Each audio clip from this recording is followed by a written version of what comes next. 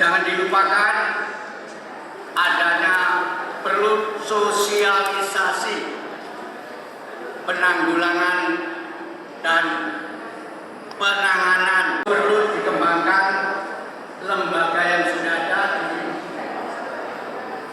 intensitas. Jadi ini adalah program paparan calon wakil rektor yang memang membreakdown apa yang dulu sudah pernah disampaikan oleh calon rektor. Visinya adalah untuk mewujudkan UGRIS terakreditasi unggul di tahun 2026. Nah, untuk mewujudkan itu, kemarin kita memang sudah ada 6 misi yang dijabarkan oleh para wakil rektor ini, calon wakil rektor yang sangat bagus.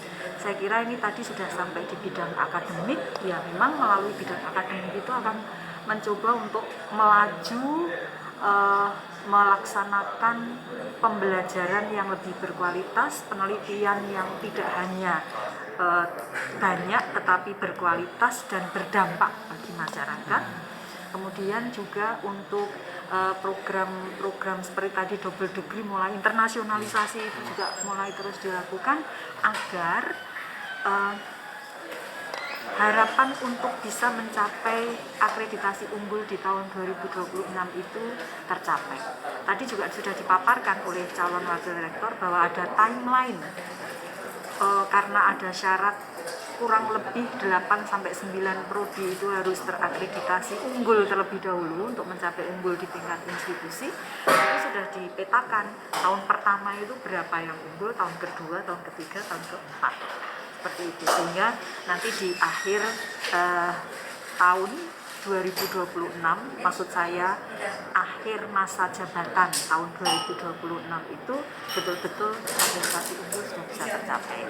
Gitu Bu. Upaya yang sudah disiapkan sendiri seperti apa langkah-langkahnya itu yang prioritas nanti dengan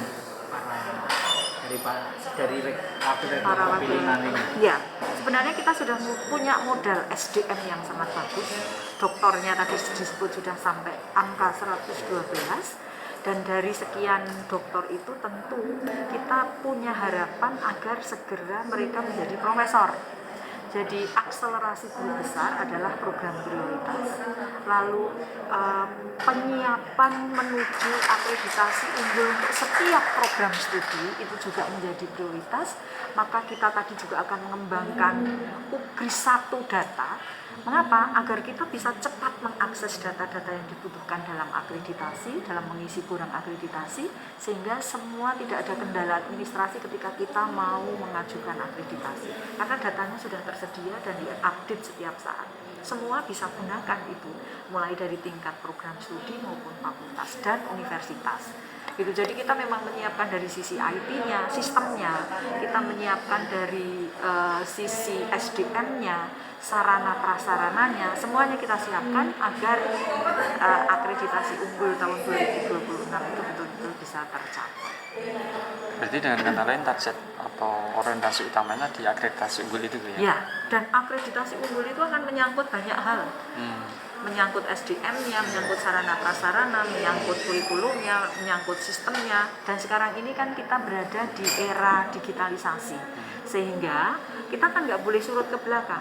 Saat ini kita sudah menggunakan learning management system pada saat kuliah secara daring.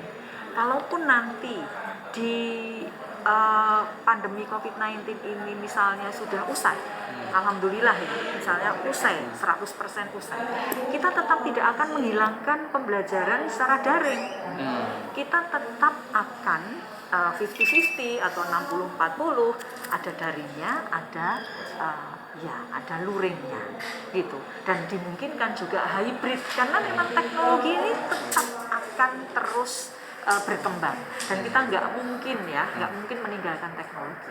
Maka learning management system itu tetap akan kita gunakan, dan bahkan kemarin kami sudah mulai merintis kerjasama dengan perguruan-perguruan tinggi PGRI di seluruh Indonesia untuk kuliah bersama, karena learning management system ini sudah nggak ada masalah lagi.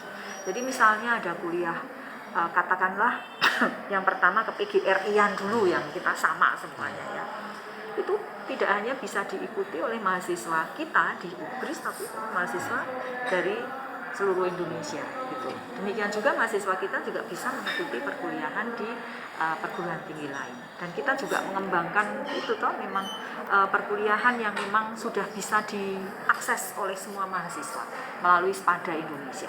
Seperti itu yang akan kita kembangkan untuk perguruan tinggi PGRI juga. Kalau implikasi positif ketika suatu perguruan tinggi itu sudah menyandang status unggul apa Bu kalau dari sisi Ya, positif? implikasi positif tentu yang pertama hakikat dari akreditasi itu kan sebenarnya pengakuan dari masyarakat, pengakuan dari stakeholders bahwa kita itu memang sudah menjamin mutu sedemikian rupa sehingga kualitasnya memang sudah unggul, itu kualitas yang tertinggi. Karena kualitas yang tertinggi itu ada fasilitas-fasilitas yang lebih besar ketika kita mengikuti program-program MBKM di Kemendikbud misalnya. Jadi kalau sudah terakreditasi unggul itu boleh misalnya menyelenggarakan pelatihan pekerti, hanya yang terakreditasi unggul, yang nggak unggul nggak boleh, kan begitu.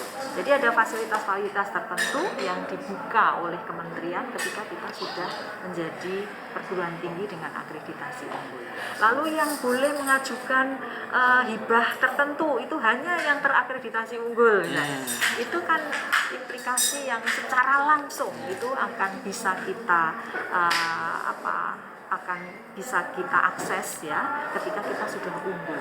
Lalu kalau kepercayaan masyarakat sudah meningkat karena akreditasi kita unggul, ya tentu misal animo mahasiswa akan menjadi semakin tinggi, kemudian ajakan MOU atau kerjasama dari berbagai instansi baik pemerintah maupun swasta juga akan semakin banyak karena unggul gitu. Sudah ada yang lebih tinggi lagi nggak ada. Ikuti terus update terbaru dari sosial media Tribun Jateng.